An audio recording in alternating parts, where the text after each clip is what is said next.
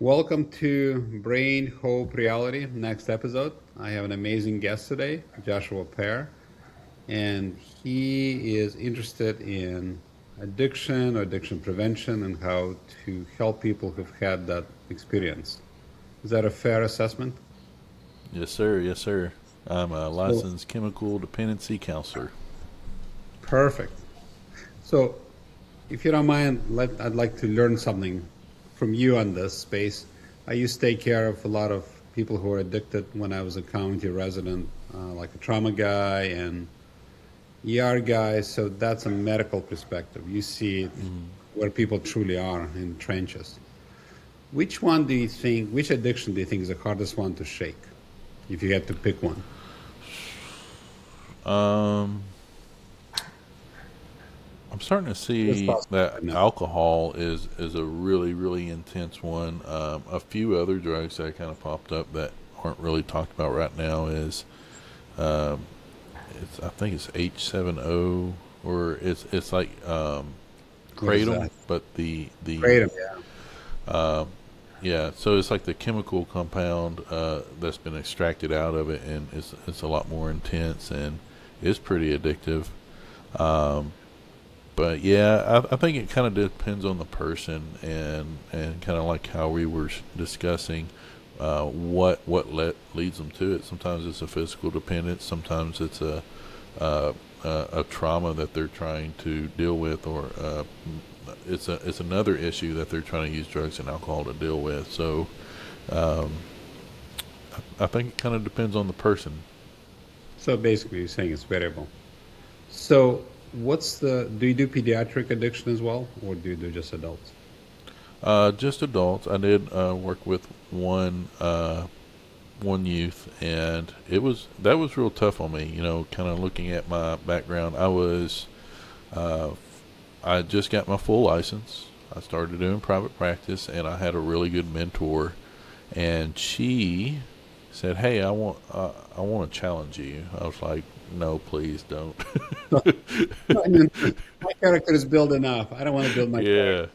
Yeah, and she's like, "Well, I have a youth I'd like you to see." I'm like, "No, ma'am, you know, like," and she knew my personal past too, and she's like, "Please do it as a favor for me," and of course, I did, and it that was difficult because I think there's a lot of different factors at play. Whereas, yeah, Can I a ask lot one of question? us, How yeah, old was the patient at the time? he was 5 going on 6. Wow. And what was the Yeah. addiction? Uh, well, there it was just use. It wasn't dependency, but it was use because he was around his parents who was using, um, and he just happened to start picking up alcohol, and then other behavioral emotional issues started to talk about doing it more, and with him being exposed to other substances and the behavioral issues that went along with it, they wanted to get him into counseling, and because I had pretty good experience, both lived experience, and I work in a prison setting with, um, and the parents were both just as involved. She paired them up with me, and it was it was kind of it was a challenge, not just how to work with him as an individual, but challenging my own uh, Right. biases, my own emotional Your own tolerance. triggers. Yes, sir. Yeah. So I just want to, I'm trying to get a clear picture. I'm not trying to get into Yeah. huge details. So the parents were using alcohol and, recreational drugs. Is that what you're saying? Yes, sir. And the 5 or 6 year old. So the parents wanted this child to stop using it, or how? I mean, if they're using it, why do they care if their child using it? That's what I'm trying to understand. Yeah. So yeah, that was a concern. He ended up, yes, he picked up some alcohol, and he talked about doing it more, and it was just laying around. It wasn't something like he could go out and get, obviously, but because it was laying around. He picked it up, and then with him being exposed to other drugs and making comments about that, and then the behavioral issues. That's where their concern was. Is that You talking about the parents now? yes, the parents were concerned about his behavioral issues in school, and then of course him talking about the alcohol use. I understand. So I'm curious. I mean, that I'm very curious because one of the big things, at least my space of PTSD, post-traumatic stress disorder, or PTSI, post-traumatic stress injury, as we've talked about it, that when I treat people, I usually try to treat the family. I try to treat the father, the mother, and the child. So this is interesting. So they wanted, the parents were trying for you to fix the 5-year-old or 6-year-old. Were they willing to change their behavior or no? They were fine. They were not in. They were not currently in counseling or treatment. But that, and that kind of goes back to why I struggled working with youth. Is a big part of the issues is the parents have to be willing.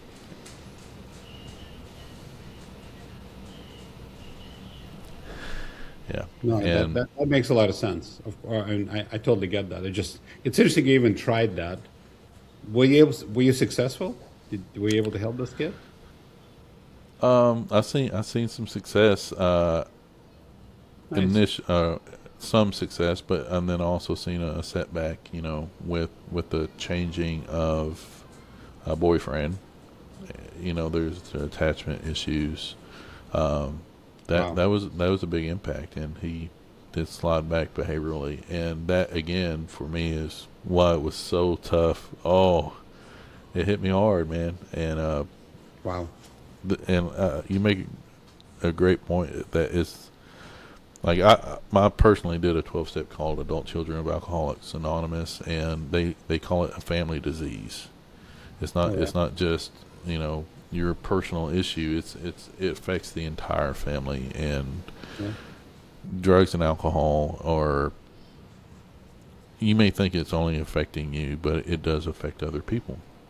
And then the behaviors, the way that you learn to manage your emotions, the way that you learn to communicate, behave, respond, all that is then affected.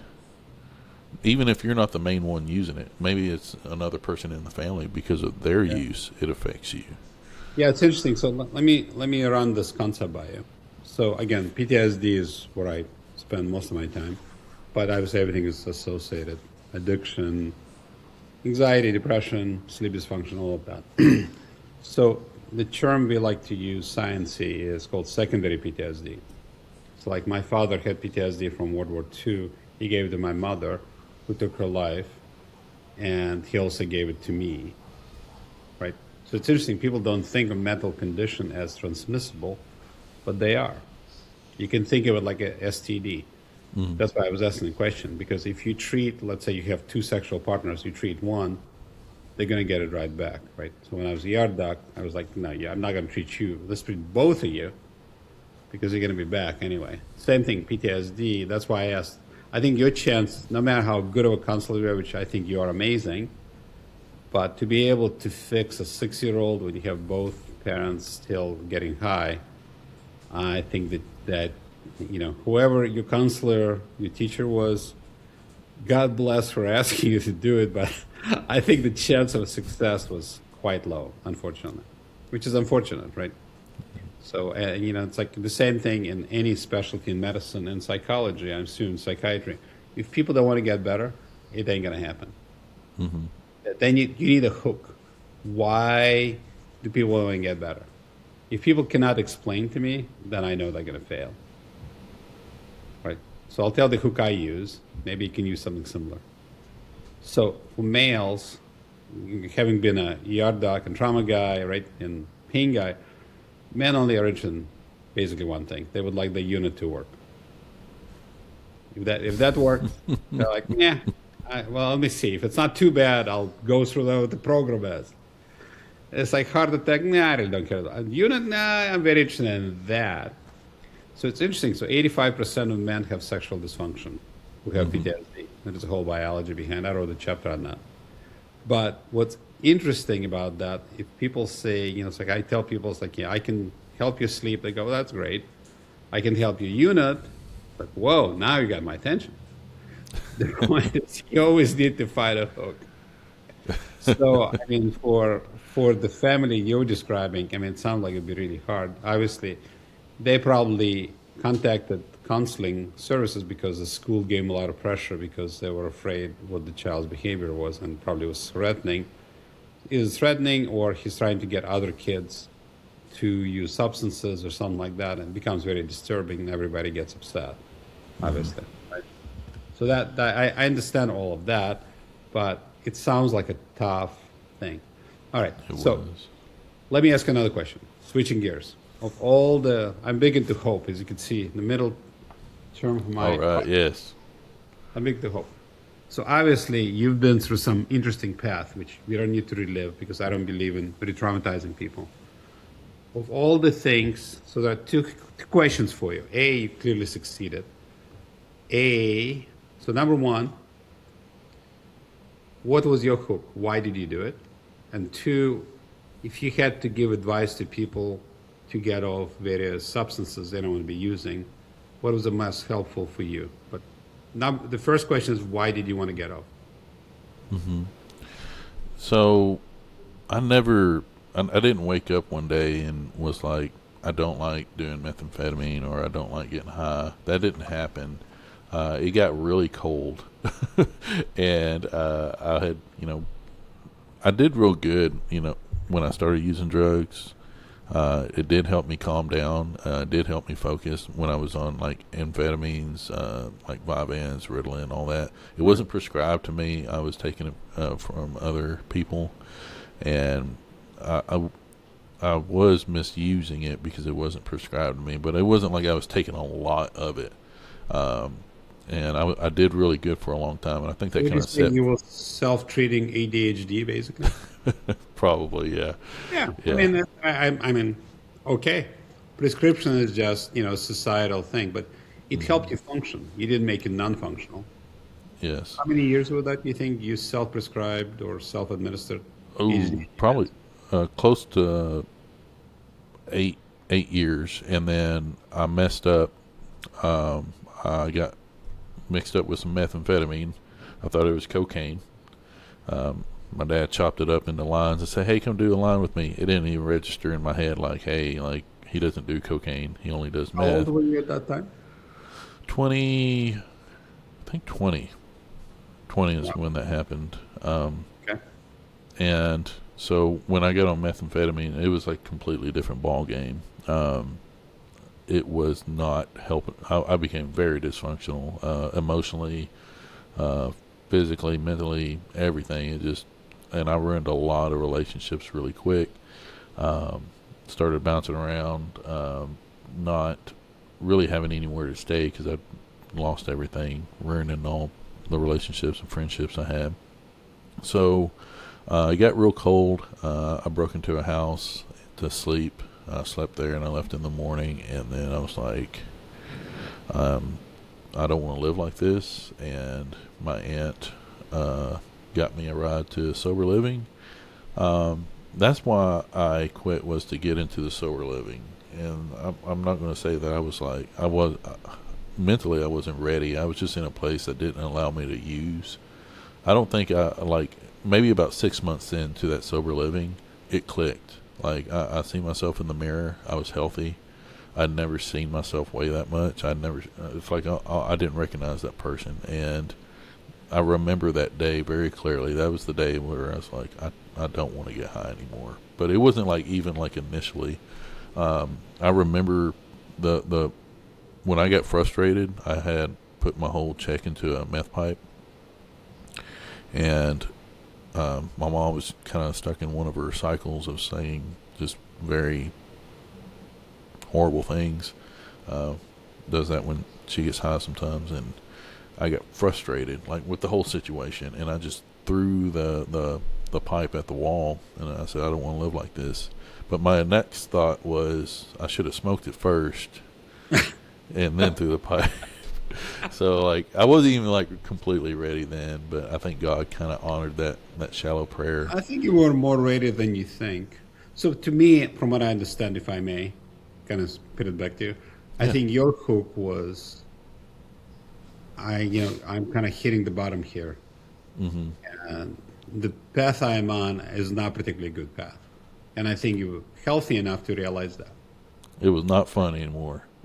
All the fun. Yeah, you probably lost all the fun, No. entertainment, right? Yeah. But Yeah, it's interesting. I mean, it's interesting. Let me ask you this question. I'm not mhm. trying to create problems with that. What do you think the motivation of your father to give you this kind of a drug was? Control. My dad was very manipulative. I remember him all the time just trying to. I mean, like real young. I remember him telling me,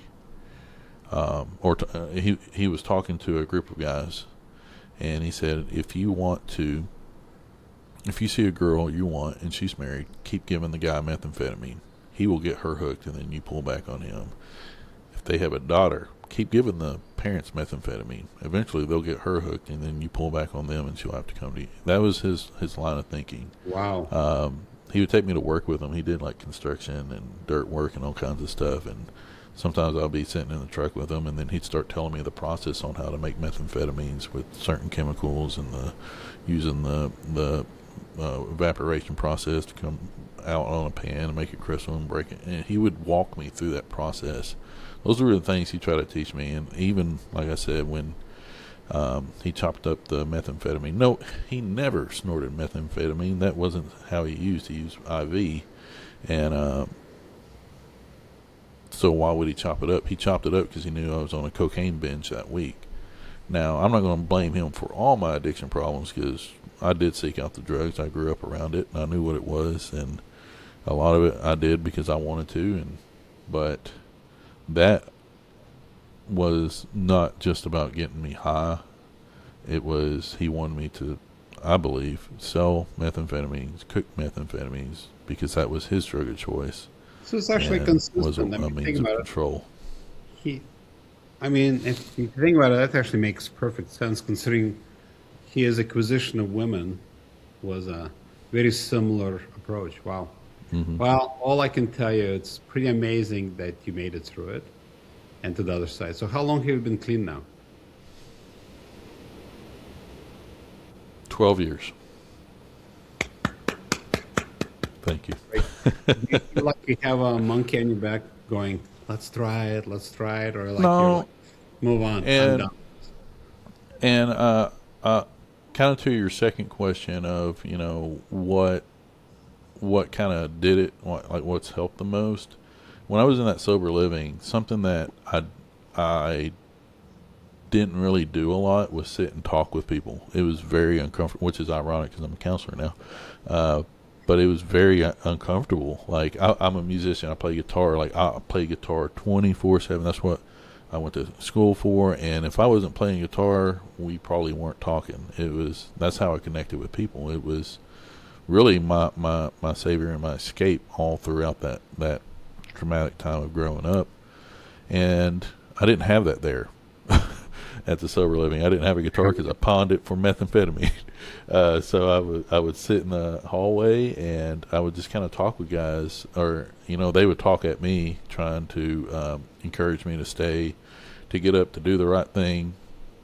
And it would be like real early in the morning. They'd wake you up, and then you go work and talk to people all day while you're working, and then come back for lunch, talk in the hallway for during lunch, and then go back out to work with them, and then go to classes in the evenings. And it was just a lot of human connection, and I had to like learn that. And it was my first real experience of being like close to someone without drugs or alcohol being the reason of why I'm talking to you, or music being the reason why I'm talking to you. And I grew to like love it. That's nice. And then looking back at why I used methamphetamines, why I used or weed and all of that, I would, on one hand, I could feel natural in my skin. The other hand, I would be able to talk to people, but not I didn't connect. There was like, of course, a dissociative factor to it, to where I could feel enough distance. Got it. So between the two drugs, so Vyvanse or things like that, so ADHD drugs and meth, what was the difference, you think? I'm just Hmm. trying to learn about it clinically. For Okay, me, clinically. or I So, mean, clinically, I mean, you said it's totally different type of drug. uh, so It's similar, but they're I not the same. actually I had to take a nursing chemistry class for one of my degrees, and it was a really interesting course because it was all about the chemical makeups of each drug. And I'm like, I wasn't a nurse. I had to take it for a general studies bachelor's degree, but I was like, I've done all these drugs, so I got to look at it from a different lens, and it actually got to that point of what's the difference between methamphetamine and methamphetamine. They said it was like a carbon and a couple hydrogens or something, and I'm like, that's crazy because I remember doing it, and it was just kind of like a really strong cup of coffee versus like just like being awake for 2 weeks. And the Oh, wow. first the first several days, you're awake, you're coherent. It just kind of goes by really really fast. But then what started happening was the next several days I was blacking out. But the thing is, I wasn't asleep. My body was still going. I would wake up and I'd be driving and stuff. So you're saying after you take, let's say, one hit, and you have like a residual for like a week? Is that what you're saying? Or Not just continuous smoking hit? it, like constantly smoking it. Yeah. I never did do IV use, which is much stronger. I imagine that it Or would last a lot longer. But I mostly ate it. I would eat it. you took it orally? Yeah. How about Molly? Have you tried Molly? Yeah, What do you several What do you times. think that does? I mean, It's it's a just amphetamine, right? It is similar, not as strong as far as like edginess and focus. I didn't like it because it was more it like ecstasy, like kind of there's that warm kind of almost not Right. psychedelic, just Warm and cuddly. yeah, The love me potion. yeah. I didn't like that. Oh, really? Most people enjoy that, no? Yeah. It didn't feel good. It just felt foreign. No, and I think it kind of went back to my uncomfortableness with connection with people at that time. That's That fascinating. yeah, I liked the stimulants and the methamphetamines for focus and performance as far as whether other types of performance, but also music performance, work performance, and I found that that was a big reason into my addiction was the need for people pleasing, affirmation, all that, and yeah. So just to clarify, by no measure, I don't think either Josh or I are condoning use of drugs. No. We're not trying to say, well, pick this drug or that drug. Absolutely. This is more of a clinical discussion just because I've never really been exposed to them. The only non-prescription drug I ever took was psilocybin. But short of that, I personally don't have any experience. This was just a learning opportunity. I'm not suggesting anybody take any of those drugs for any reasons.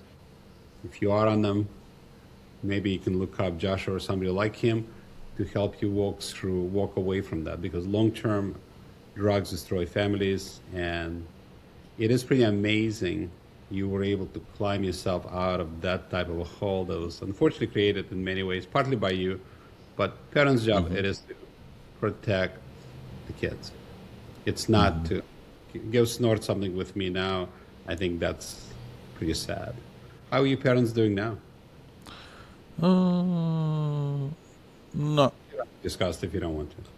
Well, no. I'm just trying to think. I really haven't talked to my dad in like over 10 years. They're still alive, Tried to all make right? amends. Yes, I think so. Yes. And my mom, I talk to her periodically. I love my mom to death, but she has a lot of mental health issues. She's kind of one of those where she's very difficult, but you have a lot of empathy for her because as difficult as she is for everyone else, she's she hurts herself a lot too, and my heart just really goes out for her because she is. I mean, dealing with all sorts of trauma, dealing with mental health issues and addiction as well. So Yeah. it's a strained relationship, but it's not. It's definitely not the same type of relationship I had with my dad. Cool. Let me ask another question. I was reading recently that the chance of heart attacks is markedly higher people who use THC. Have you read that? What? No. That just came out. It's interesting. So THC. So here, I'm just curious to take your take on it. I don't. Again, I'm not an expert in the space. So I was giving a lecture in Norway, not Netherlands. Now I could see that with the newer wave that's coming out, the high levels of THC. Oh yeah. Yeah. So why do you think it causes heart attacks? I mean, it was always the way we trained in school. It's like, oh, this is a benign substance, no big deal. Well, But we weed back in the started. day was like eight. Well, when I say back in the day, probably 10, 12 years ago when I was buying it from a guy on the corner, a good buddy of mine. It was probably like 8 or 9, 10%. Whereas now it's like 80% THC, and Oh yeah, exactly. It's much more potent. So I saw one person that actually we were close to this lady. Her girlfriend took one gummy, high-powered gummy. The other one was taking for a while. Took one gummy. She became suicidal and she became psychotic from one dose. Have you heard of something like that happening? Like high dose gummies causing that? mm-hmm. You have. So it's not like Oh, have I? No. have you So heard? Yeah. I've heard of them, and I work with I'm seeing actually in the prisons, I'm seeing a big wave of clients coming, young clients, and they're Mhm. like, well, they're having a lot of mental health issues, and doing their assessments and stuff. I'm like, there's no way you're having all these mental health issues and in prison over marijuana. Uh, Usually, I see that the same type of patterns with PCP is what I was seeing. I was like, "You've done some Right. PCP?" They're like, "No, I was doing dabs." I was like, "What is dabs?" And so the butane and the high concentration wax is causing a lot of mental health issues. I'm sorry. I'm not familiar with that. What's Butex? What Butane, butane? like butane from the lighters, like The when you gas. make yeah Gas. when you make the wax, and then also when you use the torch. So let me see if I understand what that is. So you're saying you take a gummy and you burn it and you No, no, sniff no, it. no. So the gummies are different. So there's also I'm like sorry, I just don't know anything about this. yeah, and so the gummies those are different. That's still a high level of THC, a Oh psychoactive yeah. substance. But yeah, there's just a lot of new stuff out there where I think the first thought of like I thought weed was harmless. Weed back then is not weed now. Right. Yeah. In medical school, where I went to school in '84, it was considered harmless. But so let me ask you this question: what age are you talking about, and what kind of mental condition? Are you talking about schizophrenia? What are we talking? Bipolar? All that, and that's a little bit beyond my scope. I start to see those connections of working with the population and how it, like when the client reports when they were diagnosed, as far as that, like you said, schizophrenia, the bipolar, the psychosis, and Yeah. then also the crimes that go along with Oh yeah. those, the Of course. assaults, the family violences, and Wow. when doing the assessment, you're like, well, it doesn't make sense when a few years ago you were doing good in school, everything was okay, and then you started doing this, and I ain't trying to sound like those old marijuana commercials, but your whole life is destroyed. I was like, what's going on? Is there more? There has to be more drugs, and they're like, no, it's just I did dabs, I did wax, and these higher level of THC substances. No, it's interesting because they in Colorado, where they started, like basically anybody who wants THC, you can do whatever you want. They're starting to pull back on that because the ERs are starting to fill up with psychiatric conditions from that. And some of them, just so people know, can be permanent. It's a permanent change in the brain, and you're not no going back, which is really pretty sad. And the other thing is about gummies. I've had some of my friends take a gummy and they felt nothing. They took another gummy and half an hour later, then it all hits. So there's a delay. Yep. You really don't know where you're going to end up with that. So, bottom line is, that it sounds like an old-fashioned thing because everybody's into, you got to do this, you got to do that. I wouldn't do any drugs right now. Plus, a lot of opioids are spiked with fentanyl, Yeah. and fentanyl will kill you. And I was joking when I said this, but I said it to a coworker, and I said they took the fun right out of drugs. Drugs used to be fun. I said it jokingly. I mean, we work at a treatment facility, and I have a dark sense of humor. It's fun sometimes, for you but, since you're working there. but yeah, it's where you used to could Danger go of it, buy. You could mean buy the- weed. You could buy, even meth. Like I had a buddy die from meth not long ago, and it wasn't from meth. It was from the fentanyl and the meth. He never did fentanyl. We didn't do opiates. Right. Yeah. So why do you think? Here's the part I've always kind of tried to understand. If you're selling drugs, right? In theory, the more you sell, the more you make, right? In theory. Why would you spike it as fentanyl? Because they could kill the client. So why that makes no financial sense. It's highly addictive. It's highly addictive. You can cut it and with a very very small amount, and it, like say it's marijuana or say it's Percocets or say it's methamphetamine. It's so strong, and it'll keep you You coming get back. them I work in quickly, it. Going to come back. So you say you Yeah. get them quickly, and then when people die just because they couldn't tolerate it. So the next one. So your chance of hooking him is higher. So more people come back because now they can't help themselves. Is that Oh what yeah, you're I see it all the time in these outpatients because the first thing we have to do, or outpatient and residential, the first thing we have to do is drug test them, kind of get a baseline, and working with clients all the time, a lot of them will tell you, "Oh no, I'm good," and they're not. But I've seen a lot of people genuinely surprised when I say fentanyl. They're like, "What?" I was like, "Yeah, you have fentanyl." In it." I wasn't doing fentanyl, and you know what? I believe them. Like, or I tell them you were, you just didn't know it. You weren't intentionally doing it, but it is in your system, and they're like, "What?" Well, that's how Prince died, right? He took Percocet with fentanyl. The part that it may be interesting for you as a clinician, I used to use like large doses of fentanyl when we did open heart surgery. So what's interesting about fentanyl, the blood pressure is stable. But if you give it fast enough, you have chest wall constriction. You can't breathe from that. You just muscles go like that, and you can't breathe. That interesting? It's Yeah. not just respiratory suppression of fentanyl. You can get a chest wall constriction. You can't breathe. You can die from that, just because the muscles stop working. It's totally bizarre. Anyway, on much happier note.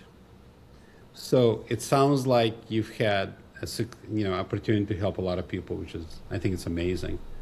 So do you use any, one of the techniques I'm always interested in, because a lot of people who use drugs, for whatever the reason, they have history of trauma, right? Especially childhood trauma. Is there a particular method you use to get people trauma under control? Because the way I see it, if you can reduce the effect of trauma on the body, you're going to seek less drugs to calm it down.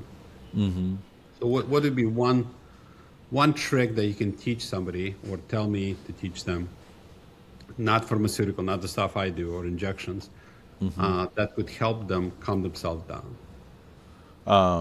So I do a lot of breathing techniques, and then also interruption to kind of get the meditation, such as the 5, 4, 3, 2, 1. Looking around the room for 5 things you see, for listening for 4 things you hear, 3 things you feel in your body, 2 things you can smell, and then whatever you can taste. And that kind of helps reground. And You're switching. You're starting to observe. hmm You're switching. You're getting grounded. This is a grounding technique. another thing is hot and cold water, like running your hands under like really not really hot, but very warm water or cold water to kind of shock the nervous system, uh, to kind of reset it or just become more aware of what's going on in your body.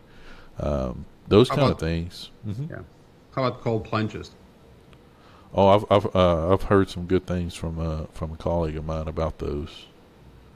You know, I haven't done them personally. I'll give you one, nor have I. It's too painful for me. I was cold too much when I was a kid. Um, so here's a trick, though. Here's a uh, have them play Tetris video game. So I'll tell you why. It's kind of interesting. So I got a phone call a year ago from San Francisco, and they said, "You're a PTSD expert." I go, "Yeah, whatever." And they go, "Why does Tetris work for PTSD? We need an expert talking about it." I was like, "What?" I had no idea. Anyway, so there was a study done looking at that. It turns out when you play Tetris video game, it activates hippocampus. Hippocampus what controls the memory. Hippocampus suppresses the amygdala, which controls PTSD. So Huh. the more you play Tetris, the more it keeps you calm by when you're following all those things on the screen, it's actually growing new nerve tissue in your brain. Isn't that a cool trick? Is that only with Tetris or just video games in general? No. Video games are all different, as you know. Like people are hmm different. hmm There are only two games that have been shown therapeutic: Tetris and Mario Brothers. Well, those are my two Mario Brothers, games. yeah, Mario Brothers activates a PFC, prefrontal cortex. It's also a suppressant to the amygdala. What Isn't that makes them? Okay, so it's the figuring out, especially like Mario, you have to time things. It's almost like a puzzle. right? Yeah, you have to activate part of the brain to predict what's going to happen. Because in Tetris, let's say you have a piece, you need to turn Okay. it, you need to fit. In order to solve that equation, your brain activates. In order to do the processing, it activates nerve growth factor, which grows new nerve tissue, and it makes it thicker, more Hmm. effective. So when your amygdala goes, "Oh my God, things are bad," your prefrontal cortex, knock it off. Don't worry about it. There's nothing to see here. You can suppress amygdala by PFC or hippocampus. But if it's weak, you can't do it. And then the amygdala rules the game, and then you become hypervigilant, so you can get yourself under control. Hmm. Not interesting? Yeah. W- That's just an interesting approach. What if it's used to the point of like avoidance of like, okay, you have some traumatic things in your life. I know like a lot of times when me and my brother love video games, and we both work in technology now. Mhm. Okay. But it was kind of a way to escape or not. We'd have all this stuff going on behind us, but we had me and him. We were connected on the video game, Okay. and I see a lot of people like that's their lives revolve around video games. Well, but I mean, so let's talk about it for a second. There's different video games. There's video games, first person shooter. You go hmm kill a bunch of people, right? And there is video games which are benign, like, Tetris is really not an aggressive video game. hmm So you play acting is totally different than a geometric game. You activate this different part of the brain. Now, I would say if the other thing is, since your technology, 60 hertz, that's the speed of how fast our screen works. That actually produces dopamine. So I can keep you calm and relaxed.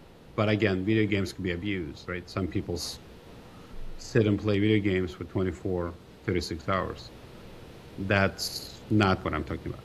I'm talking Okay. about appropriate breaks, blah, blah, blah. But is that an escape? I don't think you're going to be able to escape into the unreality of Tetris. I think that's pretty tough.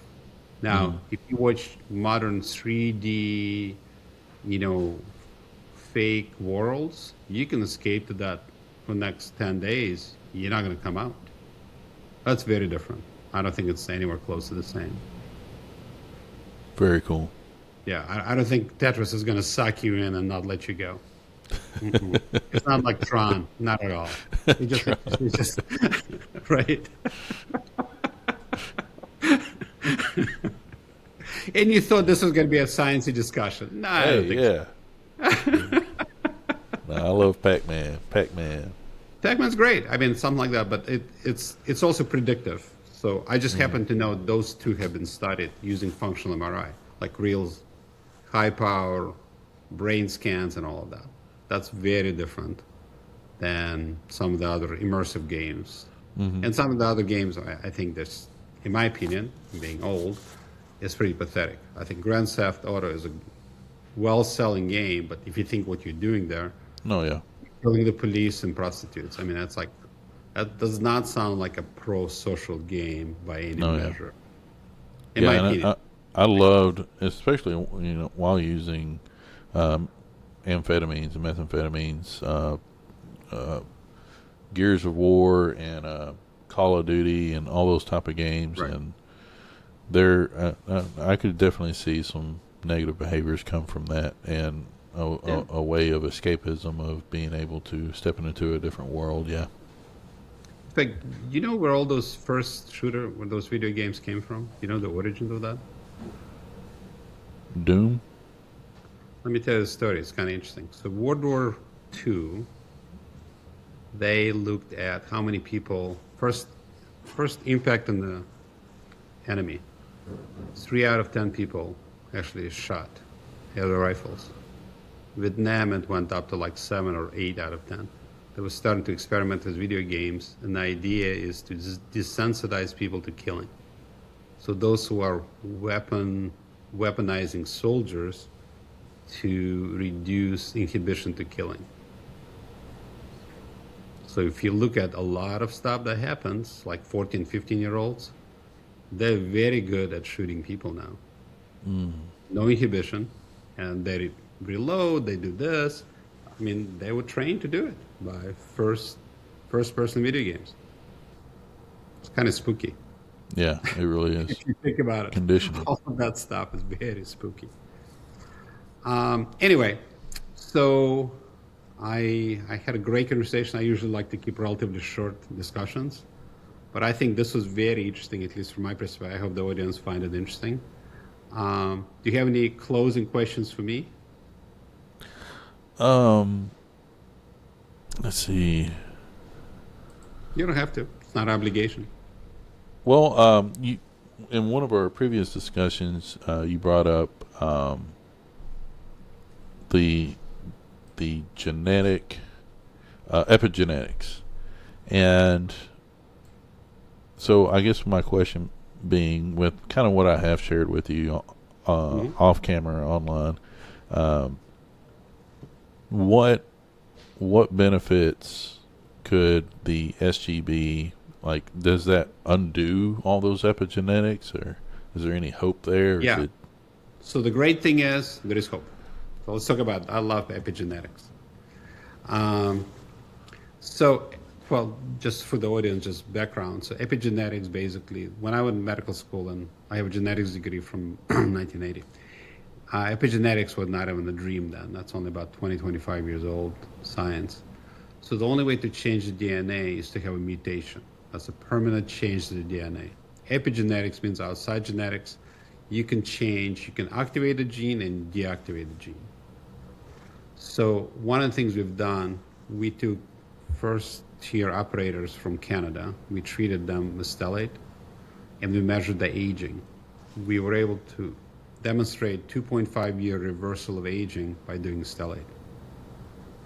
What it turns out to be, if your body is not stressed, it wants to go back to normal. Normal being not as stressed. Not as stressed means not as overreactive, not as addicted, not as aging, and living longer. So the good news is, from my perspective, if you can get out of drugs and deal with your PTSD and anxiety, that reverses the DNA to before your trauma state. So even though your parent, your mother could have given you all the genes, it is reversible. That's what's cool about it. The science is starting to show that it's reversible to do it. You can go bad or you can go good. You're doing good, right? You're staying away from drugs. You also have passion. Passion is one of the most important things for you to live longer. Like you want to help people and you see results. Those kind of things gives you a drive in a positive direction. That reduces your stress. That reduces your epigenetic change. Your chance of developing PTSD, cancers, heart attacks, sexual dysfunction is reduced just by doing that. Isn't that amazing?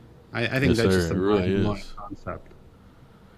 And then if you decide to reproduce, I don't know if you have children or not, you may not pass it down as much to the And kids. that was my next question was, okay, well, if you did something like that and reversed it, does it carry on or does it? Okay. Yeah, the cool thing is it's been shown the good and bad can go 3 generations. So if you don't treat it now, then your kids are going to have to deal with it, and their kids are going to have to deal with it unless they dealt with it. Mm-hmm. Isn't that interesting? I think that's a reality of hope. And the part I found the most interesting out of this whole thing is that when you fix the overreactivity and the amygdala going nuts and norepinephrine, whatever the terms are, DNA wants to go back to normal. You don't have to do anything to DNA. Just leave it alone. Don't beat it up. Because if you think about it, it kind of makes sense. If you are, in order to be in a hypervigilant state, it takes a lot of energy, right? You can't sleep, all of that. So let's say you are a caveman and you're being chased by a tiger. As long as you have a tiger sitting outside, you want to be pretty awake. And you want your children to be pretty awake so you're not going to get eaten. But you're not reproducing as well, you have a lot of problems.